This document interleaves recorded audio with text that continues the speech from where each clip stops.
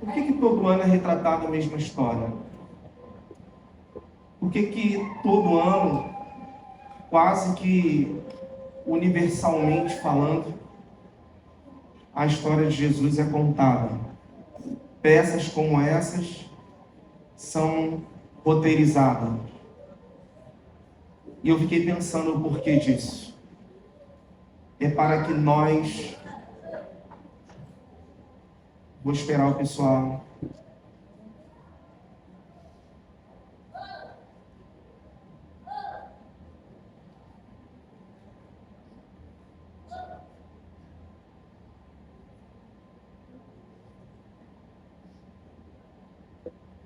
É para que nós não venhamos a normalizar o alto preço que foi pago.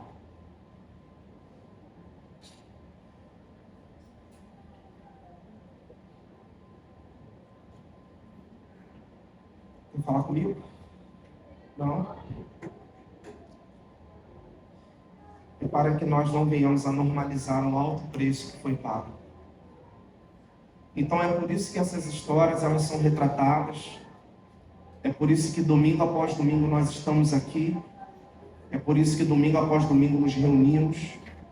Que é exatamente para que não venhamos a esquecer o alto preço que foi pago. Tudo isso foi por causa de nós. Foi por amor a nós. E nós não podemos normalizar isso. A igreja precisa voltar a ser uma igreja que ministra aos corações. E enquanto vocês estavam aqui na cantata, foi um segundo pensamento que me veio. A igreja precisa voltar a ministrar aos corações. Nós não podemos normalizar as coisas, queridos. Não é tempo de normalizar as coisas. Deixe com que os mortos sepultem os mortos. Mas se você vive por causa dele, se ele é a vida para você, você precisa voltar a ser uma igreja. Eu preciso voltar a ser uma igreja que vá ministrar aos corações. Amém, queridos? Quando eu digo deixe que os mortos sepultem os mortos, eu não estou falando de que o ímpio deve sepultar o ímpio. Muito pelo contrário. Quando eu falo que os mortos deixem os mortos sepultarem os mortos, eu estou falando daqueles que conhecem a verdade, mas que por algum momento ficaram mortos no espírito.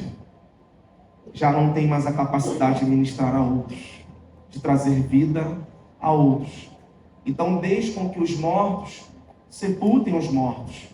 Porque para uma igreja que ministra o coração, é uma igreja que precisa estar no meio dos ímpios, ministrando o coração dos ímpios, trazendo vida para aquele que verdadeiramente está morto por conta dos seus delitos e pecados, como diz a palavra. Êxodo capítulo 12, apenas o verso 14, diz assim a palavra do Senhor: este dia vos será por memorial, e o celebrareis com solenidade ao Senhor nas vossas gerações. O celebrareis por estatuto perpétuo. E este dia vos será por memorial, e o celebrareis com solenidade ao Senhor nas vossas gerações. O celebrareis por estatuto perpétuo.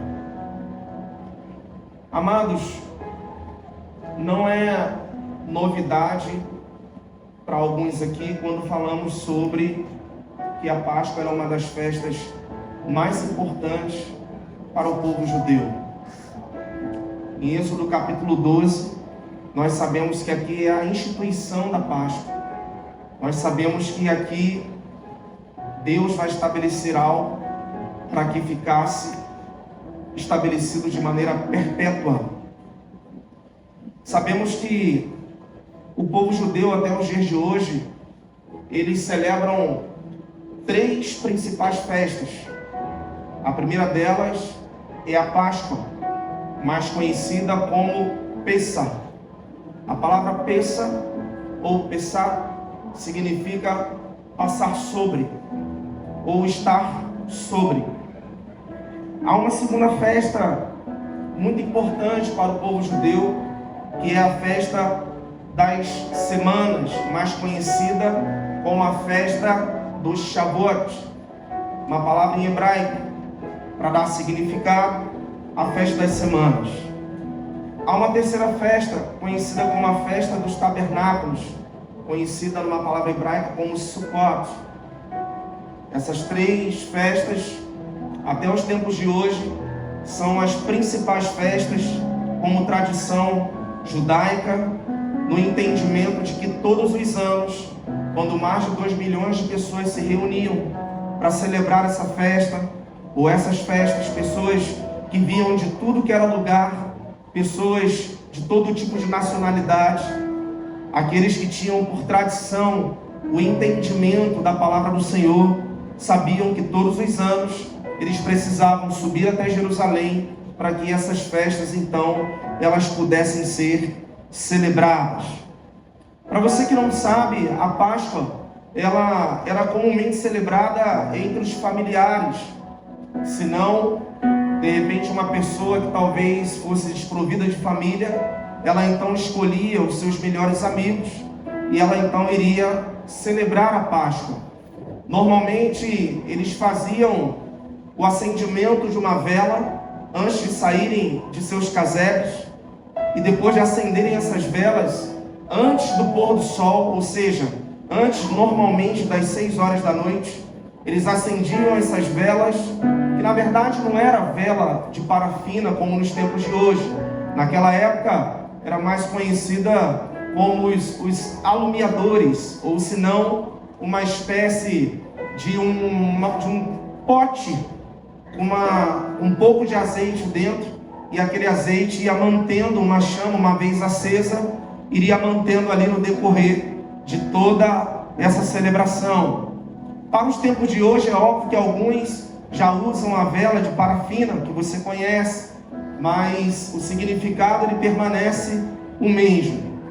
Essa celebração, quando uma mulher, que normalmente era uma mulher, a dona da casa, aquela que representava a matriarca da família, ela acendia esse alumiador e com toda a família agora, eles iriam até uma sinagoga. E depois de celebrarem uma espécie de um culto nessa sinagoga, eles então voltavam para suas casas e agora então iriam celebrar a Páscoa em família. Quantos estão comigo? Digam amém. Amém. Essa celebração normalmente ela levava uma média de 4 horas. Não era como uma mesa que tem na sua casa. A mesa nesse período era em forma de U. E as pessoas, ao celebrarem a Páscoa, elas ficavam reclinadas a esta mesa. A tradição diz que normalmente essas pessoas ficavam reclinadas com as pernas para trás, ou seja, eles ficavam por cima das pernas, sentados ou reclinados a esta mesa. E ali então eles celebravam entre famílias ou entre amigos essa festa tão importante chamada Páscoa ou Pessah.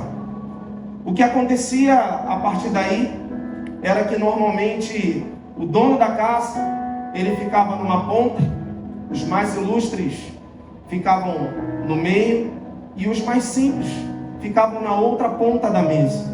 Daí você vai entender por que o Senhor Jesus ele disse para que todos aqueles, quando fossem convidados a uma festa, não procurassem os primeiros lugares. Porque normalmente, quando você era convidado, quanto alguém, amigo de uma família, para que pudesse celebrar a Páscoa, era muito comum você procurar o meio, ou seja, os lugares ilustres. Então Jesus diz que quando você fosse convidado para uma festa, que você não procurasse os primeiros lugares, mas para que você fosse convidado a estar no lugar de maneira ilustre. A palavra do Senhor ela é maravilhosa. Eu gosto de dizer, e vocês já sabem que se tornou praticamente uma cultura aqui da igreja, que tudo que está na palavra não está aqui por um acaso. A palavra do Senhor ela é tão maravilhosa que ela, mediante algumas parábolas, aquilo que nós consideramos por sombra, na realidade é uma forma que Deus tem de esconder algumas revelações que talvez nós não suportaríamos. A Bíblia fala sobre isso. A Bíblia fala sobre um peso de glória que talvez nós não estejamos preparados para suportar. É por isso que Paulo, em 1 Coríntios capítulo 13, ele vai dizer que tudo que nós conhecemos dele, irmão, é apenas uma parte daquilo que ele tem para revelar. Haverá um dia que num corpo incorruptível, num corpo indestrutível, se assim eu posso dizer, num corpo que não sente dor, numa mente que não pensa o mal do outro, numa mente que é pura, numa mente que agora tem as características eternas, numa mente que não voltou para aquilo que deveria ser o seu destino, mas para o lugar que é a sua origem, a eternidade. Numa mente como essa, então, a revelação ela virá por completa. E quando essa revelação vir por completa, nós estaremos prontos para fazer parte daquilo que Ele preparou, antes mesmo da fundação dos séculos. Por isso, queridos, é motivo de muita alegria que nessa noite, o seu coração precisa estar nesse lugar. Não só para ouvir uma palavra que talvez vá falar ao seu ego, mas uma palavra que vai te trazer de volta a uma realidade. Uma palavra que vai te trazer um entendimento de que o céu, muito mais do que seu destino, ele é a sua origem. E é para lá que você precisa cada vez mais pensar em voltar. É por isso que momentos como esses são realizados, para que nós possamos compreender que um alto preço foi pago. Mas um alto preço foi pago para quê? Um alto preço foi pago para que nós pudéssemos compreender que esta cruz era para mim. Então celebremos a Páscoa, celebremos a Pessah, ou a Pessa. Tragamos à memória aquilo que pode nos dar esperança. Por que todos os domingos estamos aqui? É para te trazer esperança sobre aquilo que Ele deixou por promessa. E não é uma promessa de que você terá coisas materiais nessa terra, não. É uma promessa de que Ele te comprou por um alto preço. A minha vida e a sua vida estava condenada a ir para o inferno, mas Ele decidiu pagar um alto preço, e esse preço foi um preço de sangue. Então, quando nós celebramos, quando nós estamos aqui, quando eu subo nesse púlpito para pregar uma palavra, quando eu estou no meio dos ímpios e me permito a estar muitas vezes num lugar que eu não gostaria de estar, como estivemos hoje à tarde, quando nós muitas vezes anulamos a nossa carne, o nosso entendimento humano, para que o discernimento possa tomar conta daquilo que é o propósito. É por isso que muitas vezes nós damos o melhor de nós, porque alguém já pagou um preço para que estivéssemos aqui, não fazendo algo por peso, não fazendo algo para que alguém pudesse nos aceitar, não fazendo algo por aceitação, por uma posição, mas fazendo algo simplesmente porque no nosso coração há uma gratidão. Gratidão por quê, pastor? Gratidão pela libertação que Ele trouxe para as nossas vidas. Esse é o significado da Pessa. A palavra Pessa significa libertação. A palavra Pessa significa a Páscoa instituída perpetuamente, como lemos agora há pouco em Êxodo 12:14, para que você perpetuamente pudesse fazer como um memorial. Todos os anos, quando suas famílias eram reunidas para trazer a memória como o Senhor os libertou, como o Senhor libertou o povo, seus antepassados do Egito.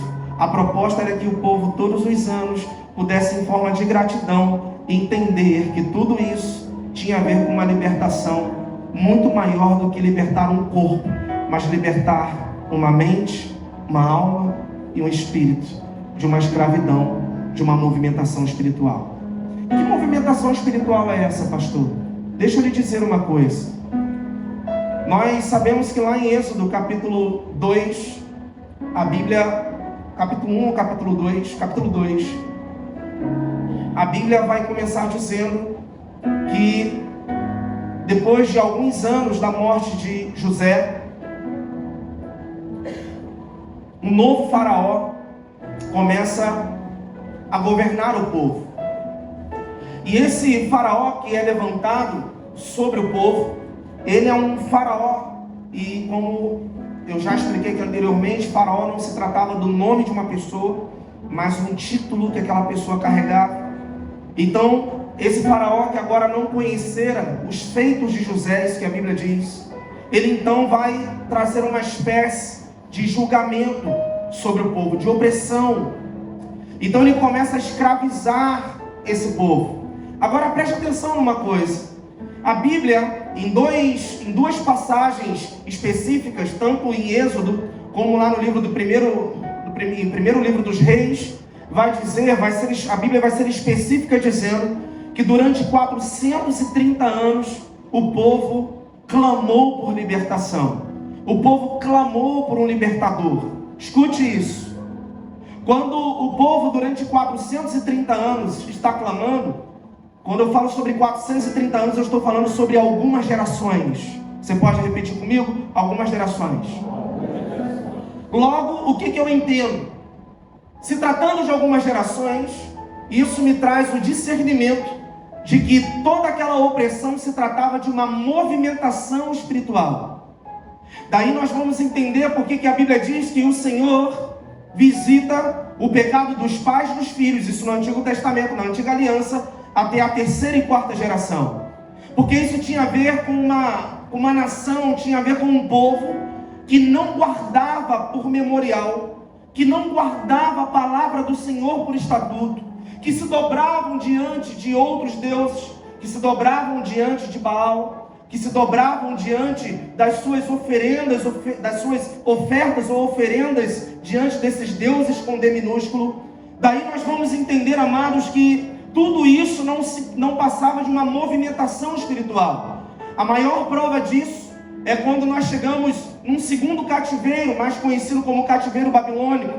Nós entendemos que aquele jejum conhecido de Daniel, aquele jejum, na verdade, quando Daniel ele não quer fazer parte daquela oferenda, daquele banquete, quando ele não quer se alimentar daquela comida, aquele jejum não tinha a ver com simplesmente renunciar uma boa comida, tinha a ver com Daniel não se inclinar, tinha a ver com Daniel não se permitir, tinha a ver com Daniel resistir a uma nova cultura tentando ser estabelecida em sua mente, através dos babilônios. Porque, diferentemente, veja, que preste atenção nisso aqui, o primeiro cativeiro, o povo era oprimido, o povo era chicoteado, o povo passava fome. No primeiro cativeiro, o povo era maltratado. No primeiro cativeiro, a Bíblia diz que eles trabalhavam fazendo casebres através de barros, através da água barrenta do rio Nilo, através de algumas palhas daquela época. Eles então construíam algumas casas, trabalhavam para os seus senhores, era um tipo de escravidão. Quando nós chegamos na escravidão da Babilônia, a escravidão da Babilônia agora não quer fazer com que essas pessoas que são escravas, elas fiquem trabalhando como de uma forma braçal, elas fiquem construindo casas. Não, agora essa escravidão ela tem por banquete uma boa comida, uma boa oferenda. Agora eles têm por banquete um bom vinho. E agora preste atenção nisso aqui, não se trata de uma escravidão, sim ou não? Sim ou não? Tanto a escravidão do Egito quanto a escravidão da Babilônia não é escravidão, sim ou não? Sim. Então preste atenção numa coisa. Quando nós falamos de movimentação espiritual, nós estamos falando de um tipo de espírito que se movimenta por gerações. Agora preste atenção nisso aqui. Ele vai mudar a sua roupagem, mas a sua proposta, o espírito, permanece o mesmo. E é sobre isso aqui que eu gostaria que você começasse a pensar sobre o que significa de fato a Páscoa para os nossos dias de hoje. A Páscoa, ela significa isso. Muito mais do que trazer uma libertação para o seu corpo, muito mais do que trazer uma libertação para o seu trabalho braçal, é trazer uma libertação de espírito para você. É trazer uma libertação para a sua mente. É trazer uma nova mentalidade. É trazer uma mentalidade naquilo que Cristo tem como proposta. Por isso, quando Jesus ele oferece uma paz para você, aquela que Paulo diz de Filipenses 4:7, a paz que excede todo entendimento, essa paz não tem a ver com deixar de fazer com que você trabalhe. Essa paz não tem a ver com fazer com que você deixe de ter problemas. Não, essa paz tem a ver com libertar você na sua mente, a fim de que você entenda que ainda que todas as coisas de ruim venham contra você, fique tranquilo, não há nada que não possa cooperar para o bem daqueles que amam a Deus, para o bem de todos aqueles que foram chamados segundo o seu propósito. Essa é a proposta da Páscoa, essa é a proposta da Pessa, essa é a proposta do passar por cima dos seus problemas, passar por cima daquilo que tenta te aprisionar, passar por cima de todo o histórico desgraçado que você possa ter do seu passado, passar por cima de tudo aquilo que a vida lhe trouxe como proposta, passar por cima de todo o espírito opressor, passar por cima de tudo aquilo que tenta aprisionar a sua mente, a sua alma, passar por cima de tudo aquilo que pode lhe mostrar como circunstâncias, fazendo com que o seu olhar possa te enganar, possa te vender, passar por cima até mesmo, muitas vezes, da sua razão, para que você compreenda que a sua razão, ela só faz algum sentido quando é o Senhor que ordena a sua razão, quando Ele é o Senhor também, não só da sua vida, não só da sua alma, mas também da sua razão, sobre as suas decisões. Então viva a Pessa, viva a Páscoa, viva a celebração, porque é muito mais do que libertar o seu corpo da bebida, muito mais do que libertar o seu corpo das drogas, muito mais do que libertar a sua alma dos abusos que você viveu, muito mais do que libertar a sua alma de uma construção desgraçada na sua infância, muito mais do que libertar a sua alma de um líder que te feriu, muito mais do que libertar a sua alma dessas coisas. Ele quer libertar a sua mente, para que você celebre a libertação, o alto preço que foi pago, te levando para um lugar que não se trata do seu destino, mas da sua origem. É para lá que você vai voltar, é para lá que não tem choro, é para lá que não tem dores, é para lá que não tem tristeza, é para lá que não tem sofrimento. Então prepare o seu caminho para você celebrar a Pessa, para você celebrar a libertação do seu libertador. É para lá que Ele quer te levar. E não pense que você vai para lá pelo que você faz. Você vai para lá pelo seu coração puro. Mateus capítulo 5, verso 8. Bem-aventurados que são puros de coração, porque estes verão a Deus. Aleluia. É para lá que Ele quer te levar, mas não é de qualquer jeito. O céu não é o seu destino, é a sua origem, mas você não chega lá de qualquer maneira. É por isso que a Bíblia diz no mesmo capítulo 5 de Mateus, a partir do verso 43, amai os vossos inimigos e orai por aqueles que vos perseguem. É por isso que a Bíblia o tempo inteiro está ensinando que o outro, ele na verdade, só é o meu inimigo quando eu deixo com que ele governe a minha vida. É por isso que a Bíblia está dizendo o tempo inteiro, através do apóstolo Paulo, que nós devemos considerar o outro superior a nós mesmos. Porque quanto mais você purifica a sua mente, quanto mais você pensa o pior do outro, quanto mais você julga, ou quanto menos você julga o outro, mais você está sendo um João Batista desse tempo, preparando o caminho para que ele venha sobre você. E quando ele vem sobre você e a manifestação do Espírito acontece, do Espírito Santo, então você é alguém que não precisa se preocupar se você vai para o céu ou para o inferno, porque o tribunal da consciência do ser humano nunca será o outro, e sim o quanto que o outro não governa você pelos seus feitos. Quantos podem dar glória a Deus por isso?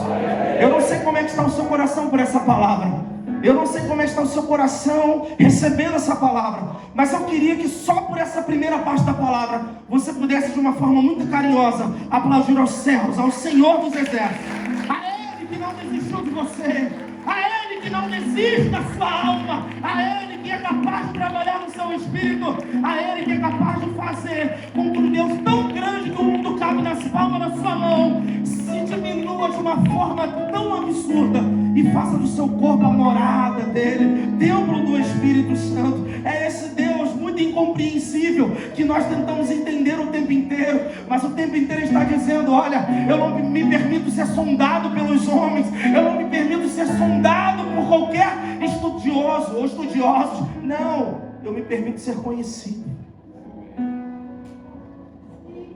E a única forma que você tem de conhecê-lo é quando você gera uma mente liberta, cheia de traumas, cheia de problemas, cheia de tristezas, mas uma mente liberta, para que ele possa encontrar uma pureza tal e dizer: é sobre esse que o meu espírito vai se manifestar.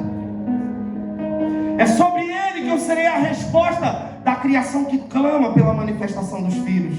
É sobre ele. Então, viva a Pêssah, viva a Páscoa.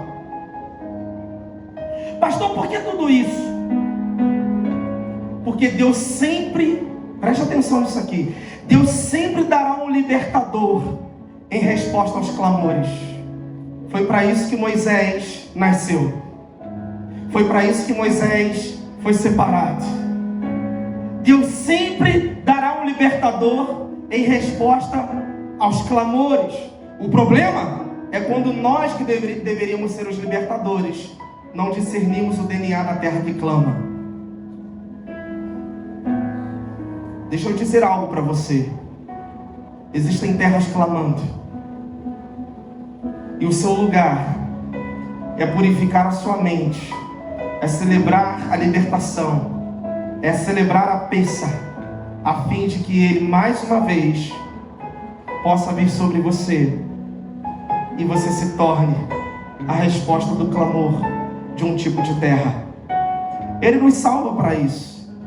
Veja que eu estou trazendo quase como uma cultura aqui também para Manancial, o falar sobre ser uma resposta para esse tempo. Por quantas vezes eu prego aqui dizendo que você precisa ser uma resposta para os seus próximos dias, mas você jamais será uma resposta para os seus próximos dias se você não discerne o tipo de DNA que a terra clama, ou da terra que está clamando. Quem é o tipo de DNA da terra que clama? O tipo de DNA da terra que clama são aqueles a quem Deus confiou como amigos para você. O tipo de DNA da terra que clama é o lugar que Deus tem te plantado para que você faça parte daquilo que Ele está construindo. O tipo de DNA da terra que clama é quando você faz do seu próprio negócio uma missão, a fim de que o reino seja proclamado e o propósito do Senhor seja...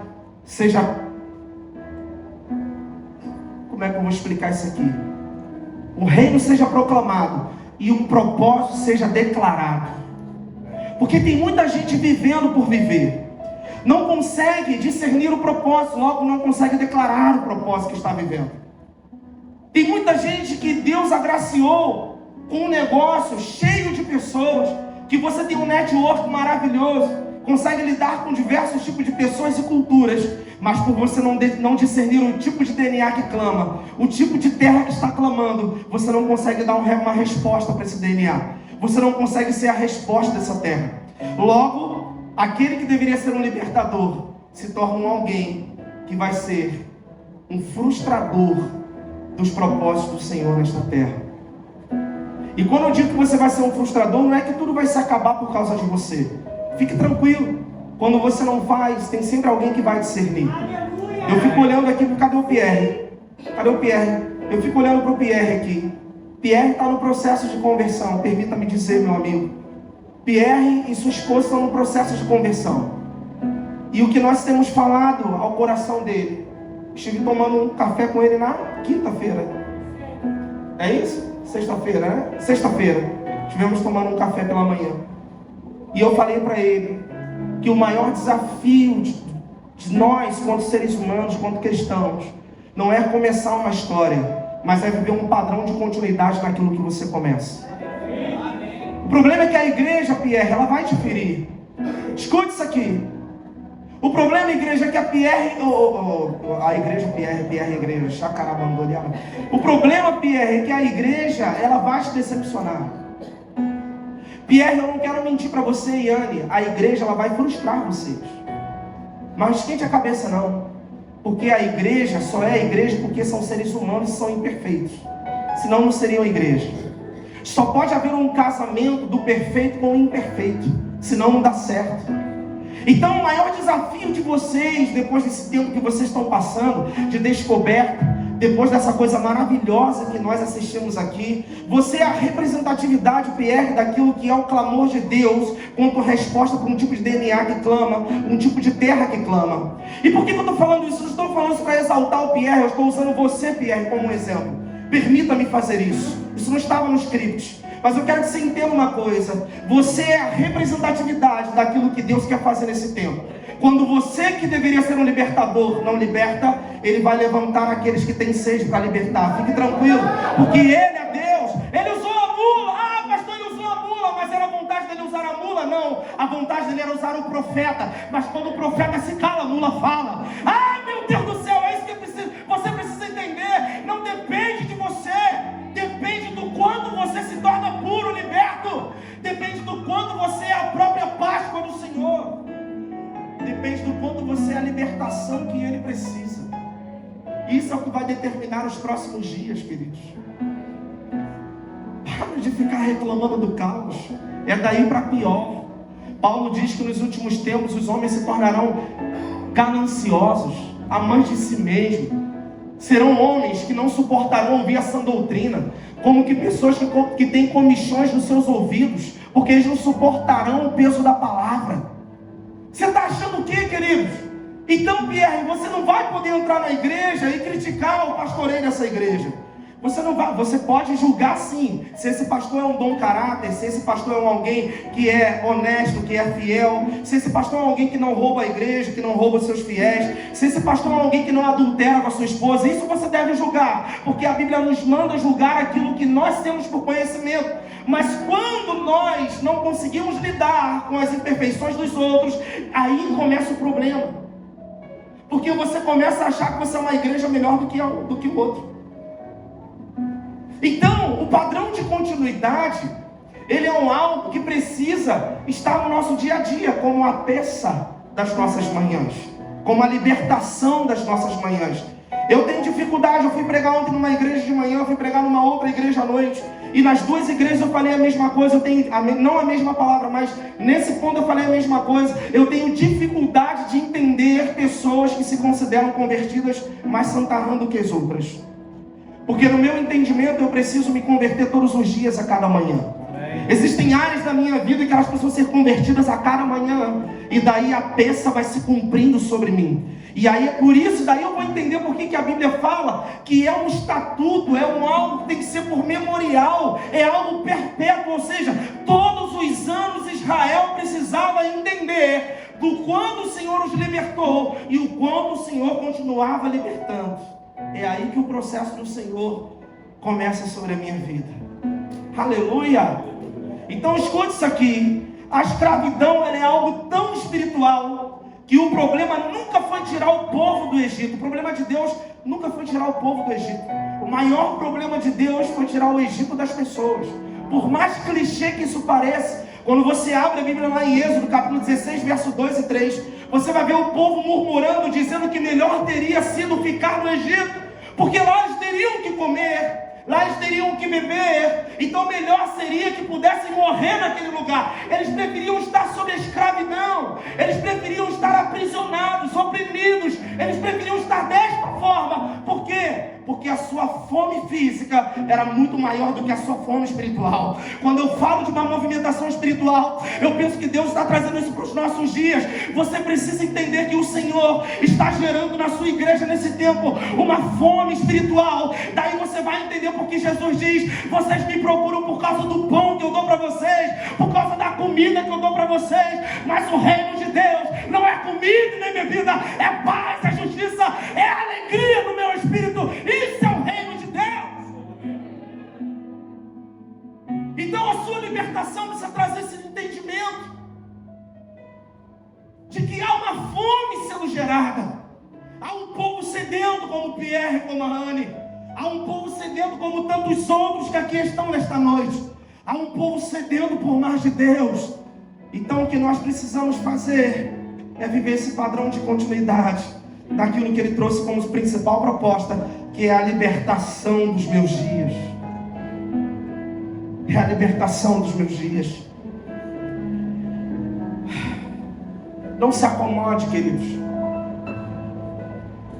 Não normalize. Não normalize o que você está vivendo. As roupagens, ou a roupagem do diabo mudou, mas a sua movimentação permanece a mesma. O mesmo espírito opressor que estava no Egito era o mesmo espírito opressor que estava na Babilônia, oprimindo as pessoas agora de uma maneira contrária, de uma maneira que fazia os seus próprios ou cumpria com seus próprios desejos e vontades. É isso que a Babilônia expressa. Quantos estão entendendo isso? Digam amém. Então é esse tipo de libertação que o Senhor quer trazer para as nossas vidas. Deixa eu falar algo aqui para você. Você me conhece aqui domingo após domingo. Dificilmente eu falo de mim em púlpito, porque eu penso que púlpito não é para falar do pastor, mas da palavra. Mas existem testemunhos que eles precisam ser ditos, a fim de que haja uma identificação com o espectador, e o espectador possa compreender: caramba, eu estou passando pela mesma coisa. Deixa eu abrir um parênteses aqui e vou fechá-lo muito breve. Escute isso aqui. Eu acho que eu já dividi com vocês que quando houve uma conversão na minha vida, no meu 3º ano de casado, porque antes eu não era convertido e hoje eu tenho a plena convicção disso. No meu 3º ano de casado, quando eu entendo que um processo de conversão, ele começa na minha vida. Na verdade eu não sou convertido ainda não, eu ainda estou no processo. Todos nós estamos. Mas quando esse processo de conversão ele começa, no meu 3º ano de casado, eu começo a fazer algumas perguntas para Deus, experiência própria. Vou repetir isso aqui, abre aspas. Experiências próprias, fecha aspas. Parênteses está aberto ainda. Então eu comecei a fazer algumas perguntas para Deus, na minha intimidade, nas minhas orações, do meu jeitinho. Porque Deus ama a simplicidade, amém? Deus ama o relacionamento, amém? Nós ouvimos isso aqui na ministração da cantata. E a minha pergunta era: Senhor, por que tanto histórico de miséria na minha família? E eu não tinha resposta para isso, queridos. Durante anos eu fiquei com essa interrogação na minha cabeça. E a sensação que eu tinha era que nós estávamos indo pelo mesmo caminho. Quando nós casamos, nós éramos tão pobres de marré, que eu casei desempregado. Ficamos 4 meses sem ver televisão para não se dobrar o gatonete da época. Quantos são da época do gatonete aí? Oh, revela, Senhor.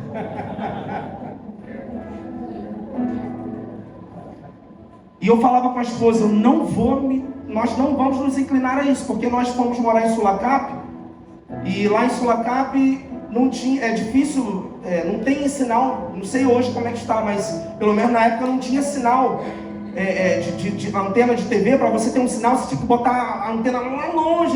Na época eu ia gastar 25 metros de cabo coaxial. E nós ficamos 4 meses sem televisão, porque não tinha dinheiro para comprar o cabo da TV. E eu ficava pensando: não é possível que esse histórico de miséria vai me acompanhar. E com o passar do tempo, queridos, eu comecei a discernir algumas coisas. Você pode repetir comigo? Discernir. O que você discerne não vem do seu entendimento, vem da sabedoria de Deus. Então eu comecei a discernir algumas coisas no Senhor, que você também tem acesso a isso. Todos nós temos. E o Senhor começou a ministrar o meu coração que a verdadeira libertação não é quando alguém bota a mão na sua cabeça tão somente. Eu creio poderosamente nisso. O processo de libertação não é quando alguém faz uma oração poderosa, que grita, que clama, que ajoelha, que taca o óleo para unção, que não é óleo ungido não existe, é óleo para ungir, amém, queridos? Taca o óleo para ungir em você, só falta despejar o chifre de azeite todinho, e você sai dali maravilhosamente leve. Estou mais leve. Passa 3 dias, você está no mesmo lugar depressivo. Eu estou com parênteses aberto ainda, preste atenção. Você está no mesmo lugar depressivo, está no mesmo lugar de choro. Deixa eu dizer uma coisa aqui para você: cuidado com aquilo que te faz chorar, mas não transforma a sua vida. Cuidado. Cuidado para não confundir remorso com arrependimento diante do Senhor. Cuidado. Então essas respostas, elas começaram a vir, que na verdade o homem só pode ser transformado no novo homem, em primeiro lugar, pelo Espírito de Deus, amém? É isso que a palavra diz, sim ou não? Mas em segundo lugar, quando ele começa a discernir com sabedoria o que a palavra lhe diz. Então eu comecei a identificar quais eram os principais problemas que levavam a minha família para a miséria. E aí eu pude perceber, diante de uma análise, que todos eles tinham problemas com dinheiro. Então o que eu fiz? Ganhei na Mega Sena? Não. Ganhei uma oferta de alguém? Não. Ainda não, né, pastor? Ainda não. Ganhei. Se você quiser jogar na Mega Sena, pode jogar, dá o dízimo. É porque a Mega Sena é legalizada, né? Então você pode jogar. Você não pode jogar jogo do bicho. tá bom? E também não pode se tornar um avarento, também não pode se tornar um viciado. Se você tem problema com vício, então nem joga, porque o problema nunca foi o jogar, mas você extrapolar e sair da sua medida, ok? Tudo bem, gente? Se você, meu irmão, se tu é da antiga, tu vai se escandalizar comigo, porque se tu for arrumar motivo para me explicar isso, então tu vai ter que arrumar motivo para explicar tantas outras coisas também. Então presta atenção nisso aqui. Então eu comecei a me tornar o quê? Mesmo sem faculdade, mesmo sem formação, comecei a me tornar um administrador de mim mesmo. Quando um homem se torna um administrador de si mesmo, junto à sabedoria de Deus, junto ao discernimento de Deus, ele é um homem propício a dar certo na vida. Então a oração começa a fazer sentido. Então o chorar começa a fazer sentido. Então o seu quebrantamento começa a encontrar resposta no mundo espiritual. E aí a resposta vem. De sorte que hoje eu sou confundido, inclusive com a minha família. Eles têm a mania de dizer que eu tenho dinheiro. Está gravando isso, eu não tenho dinheiro. Não me sequestre, que eu permaneço sem dinheiro. Mas eu sou alguém que administro muito bem os meus dias. Amém. Eu não faço uma compra se eu não posso pagar. Eu posso ter um cartão de 15, 20, 50 mil reais. Eu posso ter crédito para comprar. O pastor Joel sabe disso, já conversei sobre isso com ele. Eu posso ter um crédito para comprar um carro zero sem entrada de 120 mil. Mas se eu não posso pagar, eu não compro. Isso é se tornar um administrador de si mesmo. Então, sabe qual é a única opção para a miséria? Dar lugar para o seu discernimento e sabedoria. E aí você começa a ser alguém que vai se tornar um remidor para os seus próximos dias. Qual o problema do adúltero? O problema do adúltero é quando ele não consegue administrar seus sentimentos, seus desejos. Se ele entender que isso... Está acontecendo uma coisa, gente? Está tudo bem? Tudo tranquilo aí? Tá? Se ele começar a analisar a sua família e perceber que houveram casamentos quebrados, se ele começar a perceber que tem problemas de adultério, se ele começar a perceber que tem problemas de pessoas com caráter deficitário, prostitutos, e ele começar a dar uma resposta cuidando dos seus próprios desejos, ele pode se considerar um alguém liberto nesta área. A pensar se cumpriu na vida dele. Então, quando é que a Páscoa se cumpre na minha vida? É quando eu começo a dar uma resposta para aquilo que eu analisei, para aquilo que eu identifiquei, que acompanha geração por gerações por gerações, e eu começo a dar uma resposta para esse espírito maligno. Quantos estão se identificando aqui? De verdade. Querido, isso é muito sério. Bota na ponta do lápis. Tem muita gente com... Você sabia que tem pastores com problema financeiro? Escute! Tem pastores pegando dinheiro com agiota. Esse é o cúmulo. Essa é a maior realidade do que é a prostituição no mundo espiritual, mediante a falta de discernimento de um movimento no mundo espiritual dos antepassados. Porque se eu for procurar na vida desse cara, certamente a sua família tem problemas com a avareza. Como estão entendendo isso aqui? Então você só pode dar uma resposta para os seus dias, para o que você está vivendo, quando você não se acomoda, quando você entende que a roupagem muda, mas o espírito permanece o mesmo, tentando fazer com que você seja a continuidade de uma casta demoníaca sobre as suas gerações passadas. Fecha parênteses, tudo bem? Tudo bem até aqui? Então escute isso aqui, eu estou terminando a palavra. A escravidão é um dos piores crimes contra a humanidade.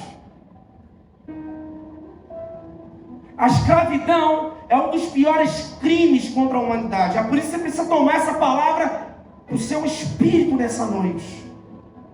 É por isso que essa palavra ela precisa transformar a sua vida nesta noite. É por isso que essa palavra tem que vir como um peso de glória para a próxima geração que aguarda a sua decisão no Senhor. É por isso. Porque a escravidão é um dos piores crimes contra a humanidade. Pergunte para mim, por que, pastor? Não ouvi, Ayrton. Não ouvi o povo perguntar. Pergunte, por que, pastor? Porque a escravidão não mata só uma pessoa. A escravidão mata a dignidade de alguém. A escravidão mata o respeito que uma pessoa possa ter. A escravidão mata os sonhos de uma pessoa. Pastor, por que o senhor está pregando essa palavra sobre Páscoa e libertação? Porque há um desejo do Senhor nessa noite, com que você seja liberto desse espírito maligno que te acompanha desde as gerações passadas. Então o que ele veio fazer? Ele veio te salvar o seu corpo do inferno. Isso seria muito pouco para ele. Ele veio te salvar, te devolvendo a dignidade que você perdeu em Adão. Ele veio te salvar, te devolvendo o respeito que o diabo quer te envergonhar o tempo todo. Ele veio te salvar de você mesmo. Por isso a Bíblia diz que o Filho do Homem não veio salvar aquilo que havia se perdido.